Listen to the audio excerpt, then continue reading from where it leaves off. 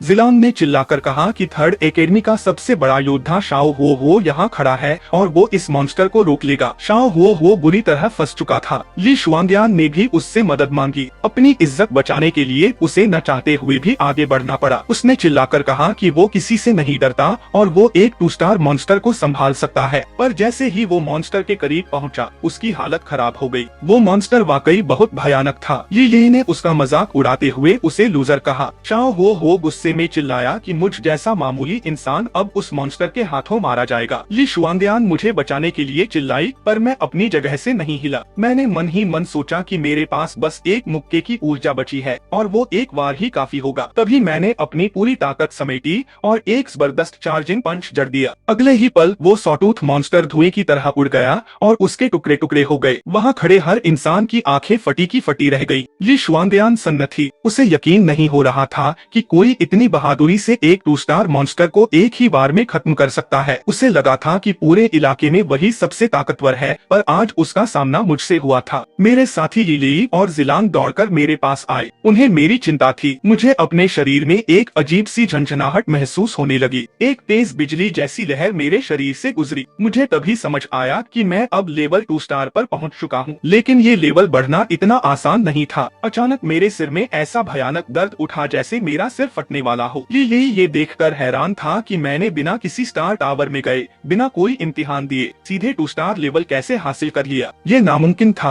पर मेरे साथ ये सच हो रहा था। ये और जिलान मेरी ताकत देखकर दंग थे। उन्होंने कहा कि मैं इस पूरी दुनिया में सबसे अनोखा हूँ, क्योंकि मेरा कोई प्रोफेशन नहीं है, इसलिए मैं पहले से ही सबसे अलग था। उन्हें इस बात पर हैरानी नहीं हुई कि मुझे अगले लेवल पर जाने के लिए स्टार टावर के अंदर जाने की जरूरत नहीं पड़ी। मेरे लिए अच्छी बात ये थी कि मुझे लेवल बढ़ाने के लिए किसी जानलेवा परीक्षा से नहीं गुजरना पड़ा। लेकिन एक बुरी बात भी थी। दूसरे योद्धाओं को लेवल 2 पर पहुंचते ही बहुत ज्यादा ताकत मिलती है, पर मुझे अपने अंदर कोई बड़ा बदलाव महसूस नहीं हो रहा था। बस मेरे सिर में बहुत तेज दर्द हो रहा था, जैसे कोई हथौड़े मार रहा हो। तभी ली शुआनदियान मेरे पास आई। उसने हैरानी से मेरा नाम पूछा और जानना चाहूं कि मैंने 2 स्टार मॉन्स्टर को एक ही बार में कैसे मार गिराया। उसने मुझसे मेरा प्रोफेशन पूछा। मैंने उसे सच बता दिया कि मैं क्लासलेस हूँ, यानी मेरा कोई प्रोफेशन नहीं है। लेकिन उसने मेरी बात पर यकीन नहीं किया। उसे लगा कि मैं अपनी शक्ति छुपा रहा हूँ, क्योंकि हम एक दूसरे के कॉम्पिटिटर हैं। उसने बड़े गर्व से कहा कि मैं उसका पहला असली प्रतिद्वंद्वी हूँ और वो मुझसे नहीं हारेगी। मुझे लगा ये जीनियस लोग भी कितने अजीब होते हैं। सच बोलो तो भी उन्हें लगता है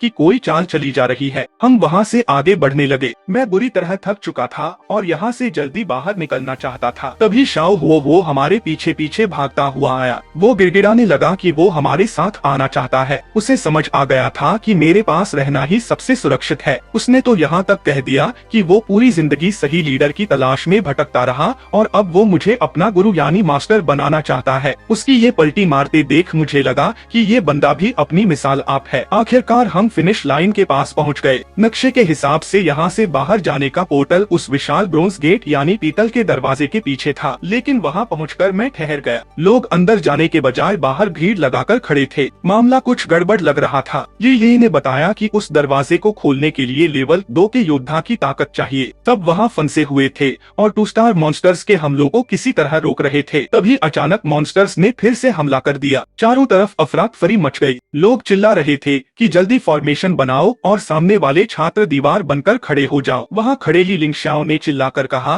कि उसे पीछे जाने दिया जाए, क्योंकि वो एक मार्क्समैन है और उसकी जान को ज्यादा खतरा है। वो डर के मारे अपनी जगह छोड़ रहा था। वहाँ थर्ड एकेडमी के छात्र अपनी दबंगई दिखा रहे थे। शिहाओ नाम के एक लड़के ने साफ कह दिया कि थर्ड एकेडमी के लोग अंदर सुरक्षित रहेंगे और सेकंड एकेडमी के छात्रों को बाहर रहकर मॉन्स्टर्स का सामना करना होगा। ये सरासर नाइंसाफी थी। वो लोग फर्स्ट एकेडमी वालों से भिड़ने की हिम्मत नहीं कर रहे थे, इसलिए हमें निशाना बना रहे थे। झाओ लू ने आगे बढ़कर अपना रौब झाड़ने की कोशिश की। उसने खुद को महान जादूगर और सेकंड एकेडमी का सबसे बड़ा टैलेंट बताया और अपनी इज्जत करने को कहा, पर शिहाओ ने उसे भी बुरी तरह दुत्कार दिया। उसने चिल्लाकर कहा कि थर्ड एकेडमी की ताकत हमसे कहीं ज्यादा है, इसलिए हमें वही करना होगा जो वो कहेगा। जब मैं और मेरी टीम भीड़ को चीरते हुए आगे बढ़े तो शिहाओ की नजर हम पर पड़ी। उसे लगा कि हम हम भी डरपोक छात्रों की तरह उसकी बात मान लेंगे। उसने चिल्लाकर हमें भी हुक्म दिया कि सेकंड एकेडमी के सारे छात्र बाहर की तरफ जाएं और मॉन्स्टर से लड़े। मुझे लगा मामला अब सच में बिगड़ने वाला है। मैंने बिना डरे उन लोगों से कहा कि सब एक तरफ हट जाओ, मैं सबके लिए ये ब्रोंज गेट खोल देता हूँ। मेरी बात सुनते ही वहाँ खड़े एक लड़के का दिमाग खराब हो गया। वो चिल्लाकर बोला कि क्या मैं पागल हो गया हूँ। उसने मुझे याद दिलाया कि इस गेट को खोलने के लिए लेवल 2 प्रोफेशन होना जरूरी है। उस वक्त सबकी उम्मीदें थर्ड एकेडमी की सबसे बड़ी टैलेंट ये शुआंग्यान पर टिकी थी। सब बस इस बात का इंतजार कर रहे थे कि वो कब लेवल अप करेगी और इस दरवाजे को खोलेगी। उस लड़के ने मेरा मजाक उड़ाते हुए कहा कि तुम खुद को समझते क्या हो। फिर उसने एक शर्त रख दी कि अगर मैंने सच में ये दरवाजा खोल दिया तो वो मुझे अपना बाप कहेगा। मुझे उसकी बात पर हंसी आ गई। मैंने उससे तंज कसते हुए पूछा कि क्या थर्ड एकेडमी के लोगों को दूसरों को बाप बोलने का इतना ज्यादा शौक है। मेरी ये बात सुनकर वो लड़का गुस्से से लाल हो गया। उसने मुझे सेकंड एकेडमी का कचरा कहा और चिल्लाकर बोला कि तुम्हारी हिम्मत कैसे हुई मेरा मजाक उड़ाने की। उसने मुझसे कहा कि तुम जैसे मामूली इंसान को हम जैसे टैलेंटेड लोगों के सामने बोलने का कोई हक नहीं है। वहाँ खड़ी झाओ लू के चेहरे पर चिढ़ साफ दिख रही थी। मुझे महसूस हुआ कि वो मन ही मन सोच रही है कि मुझे अपनी औकात नहीं पता। उसे शायद लग रहा था कि मैंने पुराने वक्त में उसके पीछे भागकर खुद को कुछ ज्यादा ही बड़ा समझ लिया है। वो लड़का अब अपना आपा खो चुका था। उसने कहा कि आज वो मुझे ऐसा सबक सिखाएगा जिसे मैं कभी नहीं भूलूंगा। वो मुझ पर हमला करने के लिए आगे बढ़ा और बोला कि मुझे यहाँ से निकाल देना चाहिए, लेकिन इससे पहले कि वो मुझ तक पहुँच पाता एक जोरदार आवाज आई और वो लड़का जमीन पर जा गिरा। कोई उसे बुरी तरह मार चुका था। वो लड़का कराहते हुए बोला कि किसकी हिम्मत हुई मुझे हाथ लगाने की। तभी सामने से शाओ हो आया। उसे देखते ही उस लड़के के होश उड़ गए। वहाँ खड़े बाकी लोग भी दंग रह गए क्योंकि शाओ हो थर्ड एकेडमी का वो जीनियस था जिसकी ताकत ये शुआंग्यान के बाद सबसे ज्यादा मानी जाती थी। शाओ हो ने उसे डांटते हुए पूछा कि उसे मुझ पर हमला करने की परमिशन किसने दी। उसने साफ कह दिया कि वो उसे मारकर उसकी अक्ल ठिकाने लगा देगा। वो लड़का अभी भी कंफ्यूज था। उसने सफाई देने की कोशिश की कि मैं तो बस सेकंड एकेडमी का एक मामूली लड़का हूँ जिसने उसे बाप बोलने के लिए उकसाया है। इस पर शाओ हो और भड़क गया। उसने उसे झिड़कते हुए कहा कि क्या तेरी इतनी औकात भी है कि तू इन्हें अपना बाप बोल सके। इधर झाओ लू के पास खड़ी उसकी दोस्त कहने लगी कि शाओ हो हमारी सेकंड एकेडमी की मदद क्यों कर रहा है। उसने झाओ लू को चढ़ाते हुए कहा कि जरूर वो ये सब झाओ लू के लिए कर रहा है। झाओ लू को भी ये बात सच लगने लगी और उसे अपनी खूबसूरती पर गर्व होने लगा। शाओ हो मेरे पास आया और बड़े अदब से पूछा कि क्या मैं उसके इस काम से खुश हूँ। मैंने बस इतना कहा कि हाँ मैं खुश हूँ। शाओ हो का बर्ताव बहुत ही नरम था। इतने में झाओ लू आगे बढ़ी और बड़ी मीठी आवाज में बोली कि हो भाई आप बहुत दयालु हैं और पूरी सेकंड एकेडमी की तरफ से मैं आपको शुक्रिया कहती हूँ। लेकिन शाओ हो ने उसे बुरी तरह इग्नोर कर दिया। उसने उसे डांटकर रास्ते से हटने को कहा। झाओ लू सन्न रह गई। उसे समझ ही नहीं आया कि शाओ हो मुझ जैसे मामूली दिखने वाले लड़के को इतनी इज्जत क्यों दे रहा है। शाओ हो ने मुझसे कहा कि उसने मेरा नाम याद कर लिया है। तभी वहाँ ली शुआंग्यान और उसके साथ टॉप 10 जीनियस पहुँच गए। उन्हें देखकर सबके चेहरे पर चमक आ गई। सबको लगा कि अब कोई रास्ता जरूर निकलेगा। ली शुआंग्यान ने बाकी सबको मॉन्स्टर्स को रोककर रखने के लिए कहा और खुद ब्रोंज गेट के पास पहुंच गई। उसने चिल्लाकर उसे खोलने की कोशिश की, खुल जाओ, लेकिन दरवाजा टस से मस नहीं हुआ। थोड़ी देर बाद उसकी हिम्मत जवाब देने लगी। उसने परेशान होकर कहा कि ये गेट नहीं खुल रहा, इसे खोलने के लिए 2 स्टार प्रोफेशन होना ही चाहिए। सबके चेहरे पर डर और निराशा छा गई। लोगों ने कहना शुरू कर दिया कि बिना स्टार टावर के कोई 2 स्टार कैसे बन सकता है। सबको लगा कि अब हम सब यहाँ खत्म हो जाएंगे। तभी मैंने दोबारा बीच में टोकते हुए कहा कि ये काम मैं करूँगा। ये शुआंग्यान ने मुझे अजीब नजरों से देखा और पूछा कि मैं यहाँ क्या कर रहा हूँ। उसने मुझे एक तरफ हटने को कहा और कहा कि मैं कोई गड़बड़ न करूं। उसे यकीन ही नहीं था कि मैं जिंदा यहाँ तक पहुँच भी कैसे गया। किसी को मेरी बात पर भरोसा नहीं था। वहाँ खड़े लोग कहने लगे कि जो भी मुझ पर यकीन करेगा वो सबसे बड़ा मूर्ख होगा। मैंने मुस्कुराकर कहा कि मुझे इस दरवाजे को खोलने का मंत्र पता है। मेरी बात सुनकर सब हंसने लगे। वे बिहुई ने कहा कि मैं बकवास कर रहा हूँ क्योंकि ये गेट ताकत से खुलता है, किसी मंत्र से नहीं। मैंने उनकी बातों पर ध्यान नहीं दिया और अपनी आंखें बंद करके मंत्र पढ़ना शुरू किया। मैंने कहा, ये लिंगशान शाओ एक बुद्धू है और वेई बिहुई एक मूर्ख है। ओ शक्तियों, मुझे अपनी ताकत दो। मैंने अपनी आंखें बंद की और जोर से चिल्लाकर कहा, ताई शान लाओ जुन, मेरी आज्ञा सुनो। और फिर अपनी पूरी ताकत लगा दी और चिल्लाया, खुल जाओ। वहाँ खड़े लोगों में फुसफुसाहट शुरू हो गई। एक लड़का हैरान होकर बोला कि क्या ये सच में कोई मंत्र पढ़ रहा है। उसे तो लग रहा था कि मैं मंत्र के बहाने सिर्फ लोगों की बेइज्जती कर रहा हूँ। वेई बिहुई ने मेरा मजाक उड़ाते हुए साफ कह दिया कि अगर ऐसे मंत्र पढ़ने से ये दरवाजा खुल गया तो ये किसी चमत्कार से कम नहीं होगा। ये लिंगशाओ को तो मुझ पर इतना शक था कि उसने सबके सामने शर्त लगा दी। उसने कहा कि अगर ये दरवाजा खुल गया तो वो हाथ के बल उल्टा खड़ा होकर मिट्टी खाएगा और उसका लाइव वीडियो बनाएगा। मैं बस मुस्कुरा दिया। तभी एक जोरदार गूंज हुई और वो भारी ब्रोंज गेट सच में धीरे धीरे खुलने लगा। सबकी आंखें फटी की फटी रह गई। वहाँ सन्नाटा छा गया। वो लड़का हक्का बक्का रह गया जिसने मिट्टी खाने की बात कही थी। किसी को अपनी आंखों पर यकीन नहीं हो रहा था कि मैंने सच में 2 स्टार सीक्रेट ट्रेन का दरवाजा खोल दिया था। ली शुआनदियान को सबसे ज्यादा हैरानी हो रही थी। उसे ताज्जुब इस बात का था कि उसे कोई प्रोफेशनल पावर महसूस नहीं हुई, तो क्या सच में उस अजीब मंत्र ने काम किया। सब ये सोचने लगे कि क्या मैं वाकई लेवल 2 पर पहुंच चुका हूं, लेकिन मैंने ये किया कैसे, ये किसी को समझ नहीं आ रहा था। तभी अचानक माहौल बदल गया। एक भयानक 2 स्टार एलीट मॉन्स्टर हमारे सामने आ खड़ा हुआ। उसे देखते ही सबकी चीखें निकल गयी। लोग अपनी जान बचाने के लिए पागलों की तरह भागने लगे। किसी ने चिल्लाकर कहा कि जल्दी करो और ब्रोंज गेट के अंदर घुस जाओ। सब हैरान थे कि एक गुमनाम से लड़के ने मंत्र पढ़कर रास्ता खोल दिया, लेकिन अब सोचने का वक्त नहीं था। हमें यंग मास्टर लुओ का दिया हुआ काम भी पूरा करना था। जैसे ही हम अंदर पहुँचे, वहाँ का नजारा और भी डरावना था। अचानक एक भारी और डरावनी आवाज गूंजी, इंसान कितने स्वादिष्ट होते हैं। इन स्नैक्स की यादें मुझे बुला रही हैं। मेरे सामने स्पाइडर क्वीन खड़ी थी, एक 2 स्टार बॉस। मेरे दिमाग में तुरंत शक उठा, ये बॉस लेवल मॉन्स्टर यहाँ क्या कर रहा है। ऐसे मॉन्स्टर्स तो आमतौर पर 3 स्टार या उससे ऊपर वाले डंजन्स में मिलते हैं। मुझे समझ नहीं आ रहा था कि यहाँ आखिर चल क्या रहा है। स्पाइडर क्वीन ने अपनी जीभ लपलपाते हुए कहा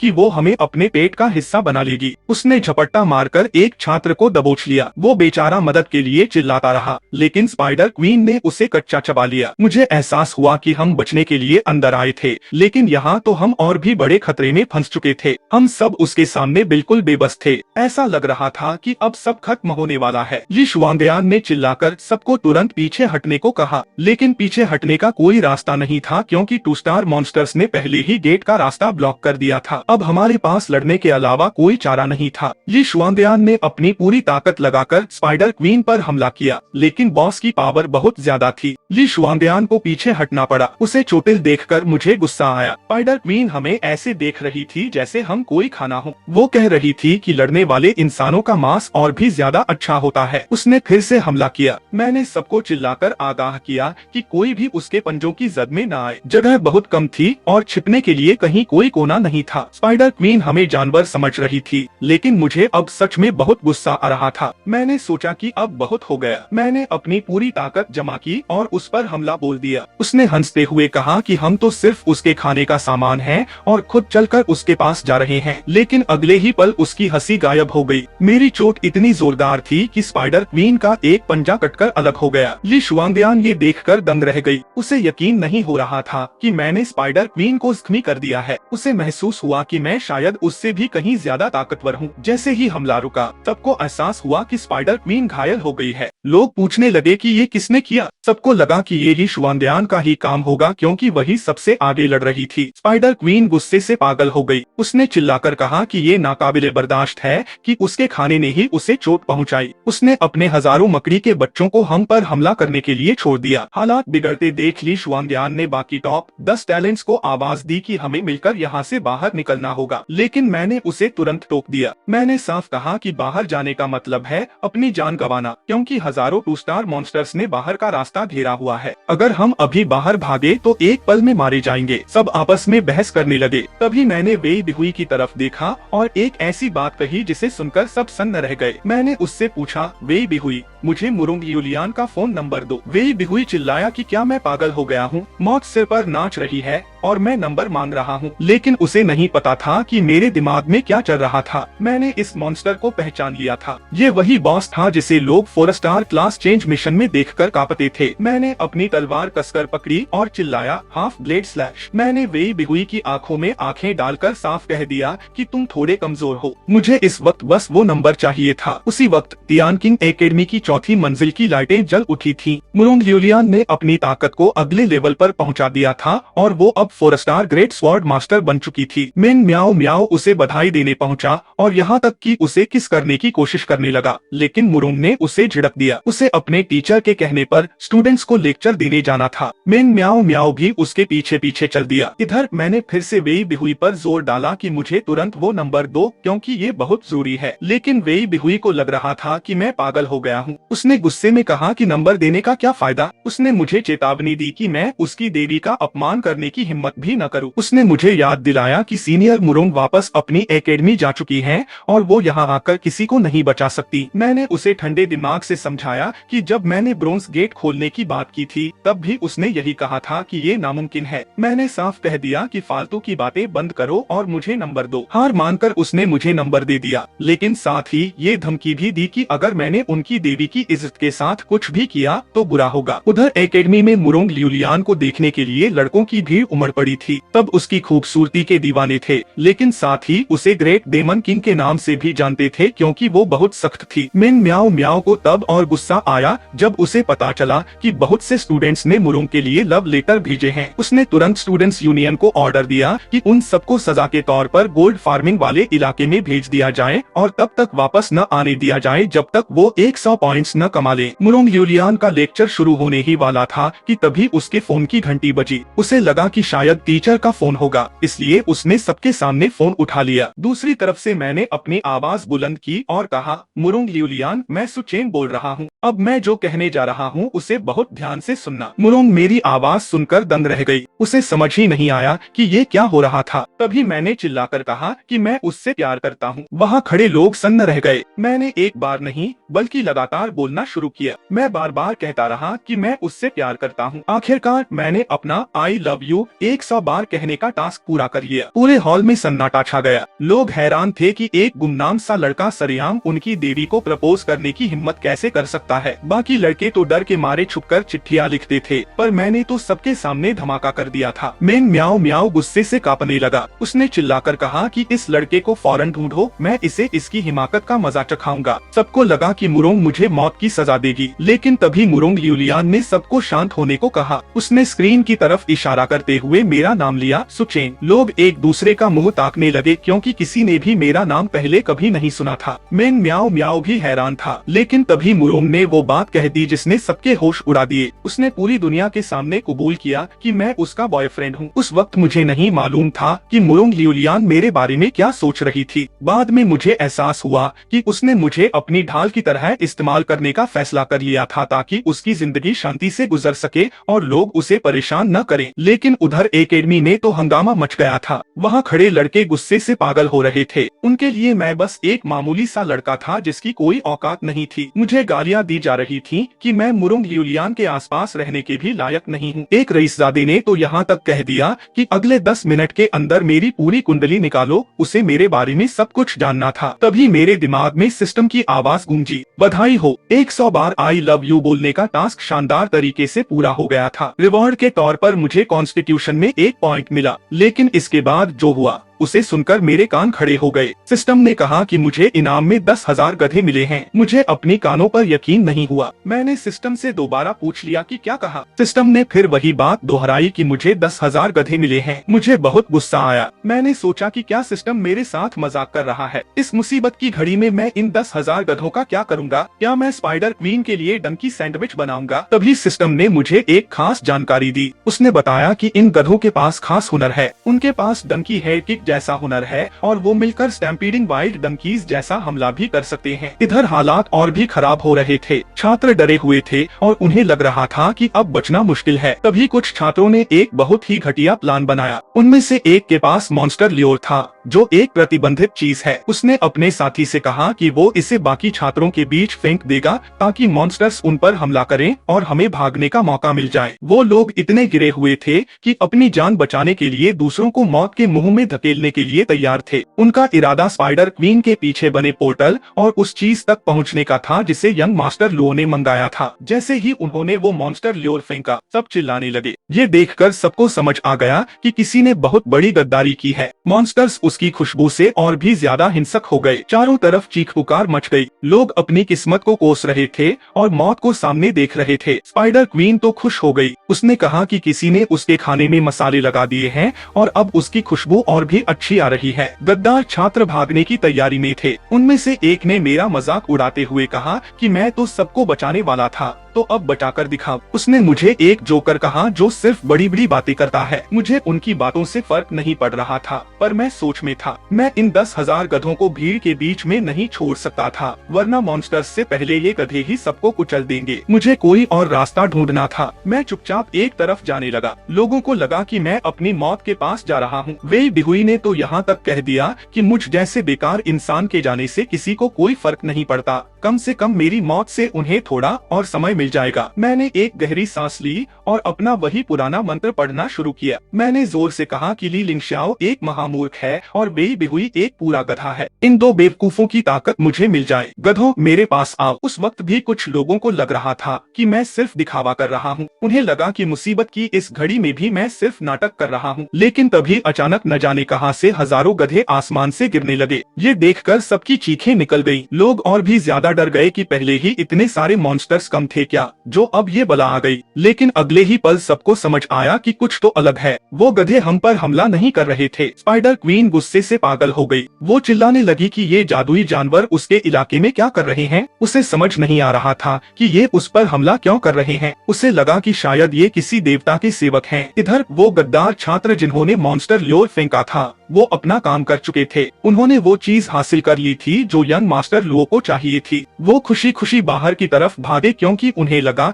कि यंग मास्टर लुओ बाहर इंतजार कर रहे होंगे। उन्हें लगा कि ये चीज उन्हें होली डोमेन में ले जाने का रास्ता साफ कर देगी। लेकिन बाहर का नजारा ही कुछ और था। पोर्टल चमक रहा था और तभी वहाँ भगदड़ मच गई। हजारों गधों ने मिलकर सारे मॉन्स्टर्स को पैरों तले कुचलना शुरू कर दिया था। ये देखकर सब दंग रह गए। जिलान ने मुझसे हैरान होकर पूछा कि क्या मैं कोई समनर हूँ। उसे अपनी आंखों पर यकीन नहीं हो रहा था। वहाँ खड़े बाकी लोग भी यही सोच रहे थे कि कोई समनर हजारों गधे कैसे बुला सकता है। ये तो नामुमकिन था। तभी एक अजीब सी चमकती हुई चीज खुद ब खुद मेरे शरीर के अंदर समा गई। मुझे लगा कि ये कोई चाबी है जो किसी खास जगह को खोलने के काम आएगी। उधर स्पाइडर क्वीन जैसी ताकतवर बॉस को भी उन गधों ने बुरी तरह कुचल दिया था। उसे पैरों तले रौंदकर खत्म कर दिया गया। ये सब इतना अजीब था कि किसी को यकीन नहीं हो रहा था। वहाँ फंसे छात्र कहने लगे कि हम बच गए। हम सबको लगा था कि आज हमारा अंत तय है। लोग पूछने लगे कि हमें किसने बचाया। तभी आवाज आई कि वो सुचेन है। उसने सच में अपने मंत्र से उन गधों को बुलाया था। अब तो लोग मेरा वो मजाकिया मंत्र भी याद करने लगे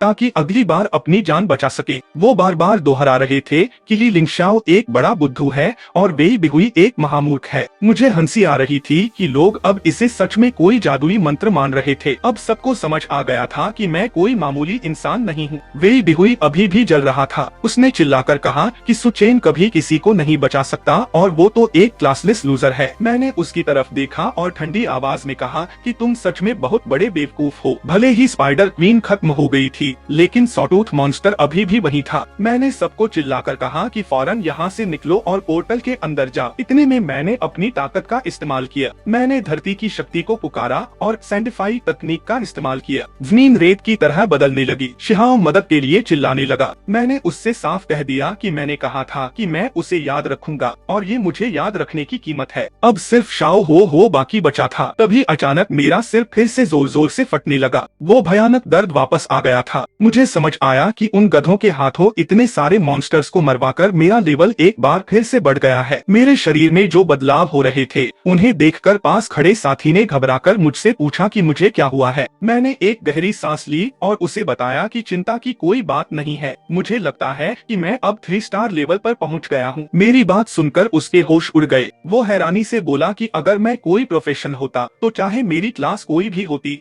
जिस रफ्तार से मेरा लेवल बढ़ रहा है मैं पक्का एक लेजेंड बन जाता। उस वक्त बाहर क्या चल रहा था ये मुझे नहीं पता था, लेकिन बाद में मुझे पता चला कि एकेडमी के बड़े बड़े अधिकारी और डीन बुरी तरह परेशान थे। वो लोग एक 5 स्टार स्पेस मेज का इंतजार कर रहे थे जो हमें बचाने आने वाला था। स्टार टावर एलायंस की ब्रांच ने उन्हें बताया था कि एक मेज को भेज दिया गया है, लेकिन उसे यहाँ पहुँचने में अभी 1 घंटा लगेगा। अधिकारियों के पास इतना वक्त नहीं था। उन्हें डर था कि 1 घंटे में तो सब खत्म हो जाएगा। कुछ अधिकारियों ने अपनी पूरी ताकत से बैरियर को तोड़ने की कोशिश की, लेकिन नाकाम रहे। उनके चेहरे पर साफ दिख रहा था कि वो अंदर फंसे बच्चों, खासकर अपने बेटों के लिए कितने डरे हुए थे। तभी एकेडमी के तीनों डीन की नजर अचानक पॉइंट्स वाले लीडर बोर्ड पर पड़ी। उन्हें अपनी आंखों पर यकीन नहीं हुआ। मेरा स्कोर देखकर उनके पैर तले जमीन खिसक गई। मेरा स्कोर 1000 के पार जा चुका था। डीन चिल्लाकर पूछने लगे कि ये कैसे मुमकिन है, क्या सिस्टम में कोई खराबी आ गई है? किसी के पास इस बात का जवाब नहीं था कि मेरे पॉइंट्स इतनी तेजी से ऊपर कैसे चले गए। मेरे 1388 पॉइंट्स ने न केवल हमारी तीनों एकेडमी के पुराने रिकॉर्ड तोड़ दिए थे,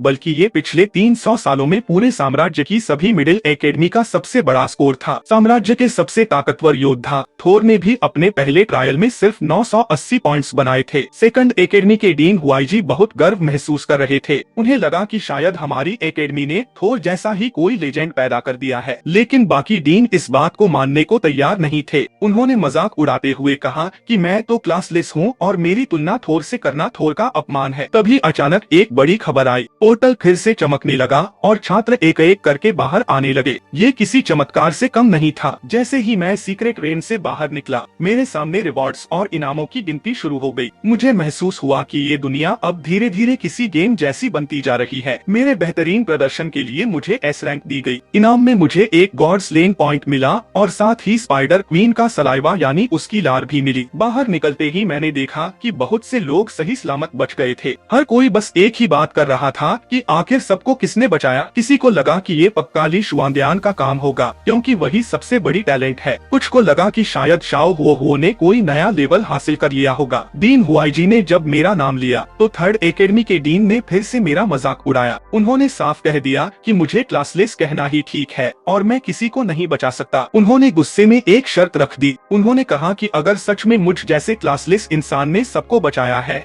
तो वो मुझे फॉर्मलेस सीक्रेट रेल में जाने का मौका देंगे, जो उनकी एकेडमी साल में सिर्फ एक बार खोलती है। मुझे पता था कि अब खेल और भी दिलचस्प होने वाला है। बाहर निकलते ही मैंने देखा कि माहौल बहुत गर्म था। हमारी सेकंड एकेडमी के डीन के चेहरे पर एक उम्मीद दिख रही थी। उन्हें लग रहा था कि शायद इस बार हम तीनों एकेडमी में पहले नंबर पर आ सकते हैं। हालांकि उन्हें खुद भी ये बात थोड़ी नामुमकिन लग रही थी। तभी अधिकारियों ने ली शुआंदियान को घेरा और उससे पूछा कि उसने सबको कैसे बचाया, लेकिन उसने साफ कह दिया कि सबको उसने नहीं बचाया है। ये सुनकर थर्ड एकेडमी के डीन बहुत खुश हुए। उन्हें लगा कि ये काम पक्का उनके छात्र शाओ हुओ ने किया होगा। वो बड़े गर्व से बोले कि उनकी एकेडमी ने अब सबको पीछे छोड़ दिया है, लेकिन शाओ हुओ ने उन्हें तुरंत टोक दिया और कहा कि उसने कुछ नहीं किया। डीन हैरान थे। उन्होंने पूछा कि फिर उसने अंदर आकर किया क्या? शाओ हुओ ने बड़े भोलेपन से जवाब दिया कि उसने अपना एक गॉडफादर यानी अपना माई बाप ढूंढ लिया है। ये सुनकर सबकी बोलती बंद हो गई। डीन को लगा कि वो मजाक कर रहा है। तभी शाओ हुओ ने सबकी तरफ देखा और साफ बताया कि ये सुचेन ही था जिसने अपनी जान पर खेलकर सबको मौत के मुंह से निकाला है। जैसे ही मेरा नाम सामने आया, वहाँ सन्नाटा छा गया। मुझे महसूस हुआ कि मेरी हथेलियों में पसीना आ रहा था। सबको लग रहा था कि ये कोई सपना है। मुझ जैसे इंसान का सबको बचाना उनके लिए किसी चमत्कार से कम नहीं था। लेकिन मैंने सबसे पहले एक जरूरी बात पूछी। मैंने अधिकारियों से सवाल किया कि क्या सबको बचाने के लिए कोई इनाम भी मिलेगा। उन्होंने बताया कि ये बहुत बड़ी कामयाबी है और इसकी रिपोर्ट स्टार टावर एलायंस को दी जाएगी। जैसे ही मुझे इनाम की बात पक्की लगी, मैंने बिना झिझके कह दिया कि हाँ, वो मैं ही था जिसने सबको बचाया है। सेकंड एकेडमी के डीन की खुशी का ठिकाना नहीं था। वो चिल्लाकर बोले कि आखिरकार उनकी एकेडमी की किस्मत चमक गई। बरसों पहले मुरोंग लियुलियान का स्कोर सबसे ज्यादा होने के बावजूद हमारी एकेडमी टोटल पॉइंट्स में पीछे रह गई थी, लेकिन इस बार सिर्फ मेरे अकेले के पॉइंट्स पहली और तीसरी एकेडमी के कुल स्कोर से भी ज्यादा थे। हमारी एकेडमी अब नंबर 1 बन चुकी थी, लेकिन थर्ड एकेडमी के डीन को ये बात हजम नहीं हो रही थी। उन्होंने मेरा मजाक उड़ाते हुए कहा कि उन्हें मुझ पर यकीन नहीं है। उन्होंने चुनौती दी कि अगर वो यहाँ सीधे खड़े हो जाएं और मैं उन पर हमला करूं, तो क्या मुझ जैसा लूजर उन्हें एक खरोंच भी दे पाएगा। उनके अंदर बहुत कड़वाहट थी। मैंने उनकी बातों पर ध्यान नहीं दिया और उन्हें उनकी शर्त याद दिलाई। मैंने साफ कहा कि अब उन्हें मुझे फॉर्मलेस सीक्रेट रेन में जाने का हक देना होगा। तभी अधिकारियों ने सबको जाने के लिए कह दिया। हर कोई इस उलझन में था कि एक स्टार डंजन अचानक 2 स्टार कैसे बन गया। सुचेन यानी मेरे द्वारा बुलाए गए उन 10,000 गधों का मामला भी बहुत पेचीदा था। अधिकारियों ने तय किया कि स्टार टावर एलायंस को रिपोर्ट करने के बाद ही कोई बड़ा फैसला लिया जाएगा। इसी बीच मुझे गॉड स्लेइंग पॉइंट्स के बारे में जानने की इच्छा हुई। मैंने अधिकारियों से पूछा कि ये आखिर होता क्या है। उन्होंने समझाया कि ये पॉइंट्स सिर्फ तभी मिलते हैं जब किसी का प्रदर्शन एकदम बेहतरीन और बेदाग हो। एस क्लास रेटिंग वालों को भी ये बड़ी मुश्किल से मिलते हैं। उन्होंने मुझसे मजाक में पूछा कि क्या मुझे सच में ये पॉइंट्स मिले हैं। जब बताया कि मुझे 1 पॉइंट मिला है तो उनके चेहरे का रंग उड़ गया। उन्हें यकीन नहीं आ रहा था कि बड़े बड़े जीनियस छात्र अपनी पढ़ाई पूरी करने तक 1 पॉइंट भी नहीं कमा पाते। एक बड़े अधिकारी ने मुझसे कहा कि उन्हें मेरे प्रदर्शन पर उतनी हैरानी नहीं थी, क्योंकि हर साल कुछ जीनियस छात्र अच्छा करते ही हैं। लेकिन मुझे गॉड स्लेइंग पॉइंट्स मिलना उनके लिए सबसे बड़ा झटका था। उन्होंने बताया कि जहाँ तक उन्हें मालूम है, मैं पूरी दुनिया की किसी भी इंटरमीडिएट एकेडमी का पहला ऐसा छात्र हूँ जिसने ये पॉइंट हासिल किया है। उन्होंने मुझे इस साल के फ्रेशमैन ट्रायल का चैंपियन घोषित किया और कहा कि मैं अपनी एकेडमी का गौरव हूँ। इनाम के तौर पर अब मुरोंग यूलियान मुझे एक ऐसी स्किल दिलाने ले जाने वाली थी जिसके लिए किसी खास क्लास की जरूरत नहीं थी। मुझे पता था कि ये मेरे लिए सबसे बड़ा मौका है और मुझे इसका पूरा फायदा उठाना था। मुझे पक्का यकीन था कि मुरोंग यूलियान इस वक्त मुझे जान से मार देना चाहती होगी। आखिर मैंने सबके सामने उसे जो प्रपोज किया था। तभी ली शुआनदियान मेरे पास आई। उसके चेहरे पर हार का दुख नहीं था, बल्कि एक नई चुनौती थी। उसने मुझसे कहा कि इस बार मेरा प्रदर्शन उससे कहीं बेहतर था, लेकिन उसने मुझे याद दिलाया कि असली मुकाबला तो 1 महीने बाद होने वाले ग्रैंड एग्जाम में होगा। उसने मुझे वहीं देखने की चुनौती दी। मैंने उसे बस एक सलाह दी कि वो मुझसे मुकाबला करने की कोशिश न करे। जब उसने हैरानी से पूछा कि क्या मैं उसे खुद से कम समझता हूँ, तो मैंने मुस्कुराते हुए कह दिया कि बात वो नहीं है, असल में मैं एक चीटर हूँ। वो मेरी बात सुनकर उलझन में पड़ गई कि आखिर मैं कहना क्या चाहता था। दूसरी तरफ शहर के किसी गुप्त ठिकाने पर वाइल्ड गॉड संप्रदाय के लोग अपने देवता की पूजा में डूबे थे। वो खुद को उस शैतानी देवता के सबसे वफादार सेवक कह रहे थे। अचानक वहाँ एक भयानक हलचल हुई। उस शैतानी देवता का एक साया वहाँ प्रकट हुआ। उसकी ताकत और दबाव इतना ज्यादा था कि वहाँ खड़ा हर इंसान थर-थर कांपने लगा। वो देवता बहुत गुस्से में था। उसने गरजते हुए बताया कि उसका चौथा बेटा, जो ताज़ा इंसानी मांस की तलाश में बाहर निकला था, उसे किसी ने मार दिया है। वो चौथा राजकुमार असल में वही स्पाइडर क्वीन थी जिसे मैंने खत्म किया था। संप्रदाय के लोगों ने कसम खाई कि वो उस शिकारी का पता लगाएंगे जिसने राजकुमार को मारा है। उन्होंने तय कर लिया कि चाहे वो खुद थोर ही क्यों न हो, उसे इस गुस्ताखी की कीमत चुकानी होगी। इधर यंग मास्टर लो की हालत देखने लायक थी। उसे सैकड़ों गधों ने लातें मारी थीं और वो दर्द से तड़प रहा था। जब उसके नौकर ने डरते डरते उसका हाल पूछा तो वो बुरी तरह चिल्ला पड़ा। उसे खबर मिली कि जिस कीमती चीज की उसे तलाश थी वो अब मेरे पास है। वो खुद आकर मुझे खत्म करना चाहता था, लेकिन उसके नौकर ने उसे सावधान किया। उसने बताया कि मैंने सीक्रेट रेन में बहुत से छात्रों की जान बचाई है और मेरा नाम अब स्टार टावर एलायंस तक पहुंच चुका है। अगर यंग मास्टर लो खुद मुझ पर हमला करते तो मुसीबत खड़ी हो सकती थी। लो ने एक शातिर रास्ता चुना। उसने एक ऑनलाइन प्लेटफॉर्म पर बहुत ऊंची कीमत देकर 2 5 स्टार प्रोफेशनल्स को मेरी सुपारी दे दी। उसका इरादा साफ था, वो मुझे मरवाकर हर कीमत पर वो चीज हासिल करना चाहता था। अचानक एक जोरदार आवाज हुई, जैसे कोई भूकंप आ गया हो। लुओ का नौकर घबराकर चिल्लाया कि गधों का एक बहुत बड़ा झुंड फिर से उनकी तरफ बढ़ रहा है। उन गधों ने लुओ के नए खरीदे हुए आलीशान घर को पूरी तरह जमींदोज कर दिया। न्यूज में खबर आई कि शहर में गधों ने बड़ी तबाही मचाई है, लेकिन शुक्र है कि लुओ नाम के एक आदमी के अलावा और किसी को चोट नहीं आई। तभी मुझे याद आया कि मेरे बुलाए हुए वो 10,000 गधे अब भी बाहर ही घूम रहे हैं और शहर में आतंक मचा रहे हैं। मैंने तुरंत सिस्टम से पूछ कि क्या इन गधों को वापस बुलाया जा सकता है। सिस्टम ने जवाब दिया कि ये गधे मेरे बुलाए हुए जीव हैं और मैं जब चाहूँ इन्हें वापस बुला सकता हूँ या दोबारा बुला सकता हूँ। मुझे राहत महसूस हुई। मैंने बिना देर किए मन ही मन सबको वापस आने का आदेश दिया और वो सारे 10,000 गधे पल भर में गायब हो गए। जब भी लड़ाई का समय होगा मैं अपने उन गधों को कभी भी बुला सकता हूँ। ये सोचकर ही मेरे दिमाग में एक बहुत ही खतरनाक आइडिया आया। लेकिन तभी जिलांग भागता हुआ मेरे पास आया और चिल्लाकर बोला कि सुचेन, एक इमरजेंसी नोटिस आया है, तुरंत क्लास मीटिंग बुलवाई गई है। मैंने जिलांग से पूछा कि आखिर ऐसी क्या बात हो गई जो मामला इतना सीरियस है। उसने मुझे बताया कि पिछली बार सीक्रेट रेन में जो हादसा हुआ था उसकी वजह से ज्यादातर छात्र लेवल 1 तक भी नहीं पहुंच पाए हैं। अब कॉलेज एंट्रेंस एग्जाम में सिर्फ 1 महीना बचा है, इसलिए तीनों बड़ी एकेडमियों ने सबको अपनी ताकत बढ़ाने का मौका देने के लिए नए सीक्रेट रेन और मैजिक डोमेन खोलने का फैसला किया है। मैंने हैरानी से पूछा, मैजिक डोमेन? जिलांग ने समझाया कि मैजिक डोमेन वो इलाके होते हैं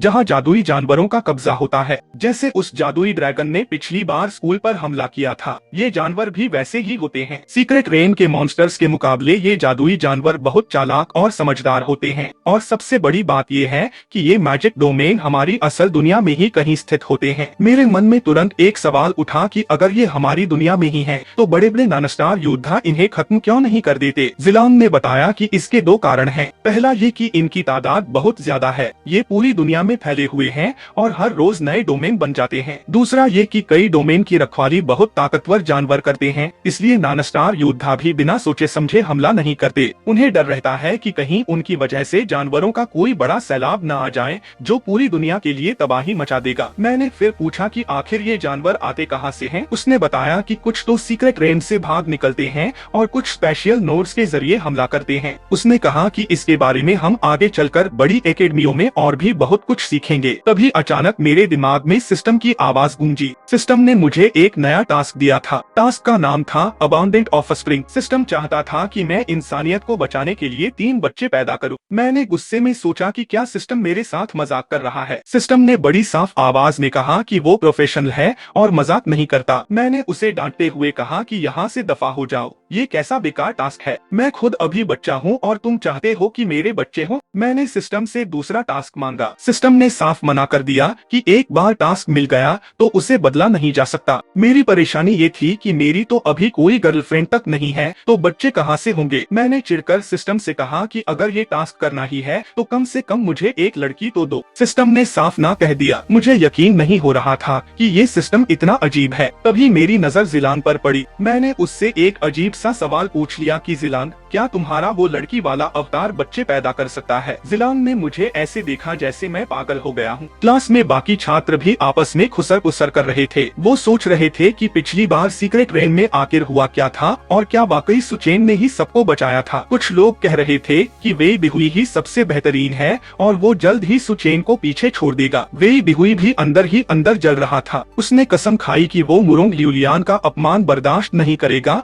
और एक न एक दिन मुझसे आगे निकल जाएगा। मुझे लग रहा था कि ये नया टास्क तो आई लव यू बोलने वाले टास्क से भी ज्यादा मुश्किल और बकवास है। मैं समझ नहीं पा रहा था कि इसे पूरा कैसे करूंगा। क्लास में बाकी छात्रों की नजर में मैं अभी भी एक पहेली बना हुआ था। कुछ लोग मेरी ताकत पर शक कर रहे थे तो कुछ मुझे वेई बिहुई से कहीं ज्यादा ताकतवर मान रहे थे। तभी क्लास में शांति छा गई। मैं अपनी जगह से खड़ा हुआ। टीचर ने हैरानी से पूछा कि क्या कोई बात है। मैंने सबकी तरफ देखा और बड़े ही कड़े लहजे में साफ कह दिया कि यहाँ बैठे हुए तुम सब के सब बिल्कुल कचरा हो। डीन एन ने वेई बिहुई को बैठने का इशारा किया और शांत रहने को कहा। उन्होंने मंच से घोषणा की कि इस बार के ट्रायल में सुचेन यानी मेरे बेहतरीन प्रदर्शन की वजह से हमारी सेकंड एकेडमी का नाम चमक गया है। उन्होंने बताया कि स्टार टावर एलायंस की तरफ से मिलने वाले इनामों के अलावा मुझे थर्ड एकेडमी के फॉर्मलेस सीक्रेट रेन में जाने का खास हक मिलेगा। साथ ही मुझे तियान किंग एकेडमी जाकर मुरोंग ल्यूलियान से मिलने का मौका दिया जाएगा ताकि मैं उनसे एक ऐसी स्किल सीख सकूं जिसके लिए किसी प्रोफेशनल क्लास की जरूरत नहीं होती। डीन ने हमें याद दिलाया कि कॉलेज एंट्रेंस एग्जाम में अब सिर्फ 1 महीना बचा है और यही समय हमारी किस्मत का फैसला करेगा। यूनिवर्सिटी एसोसिएशन ने 3 डेमन डोमेन खोल दिए हैं। डीन ने साफ कह दिया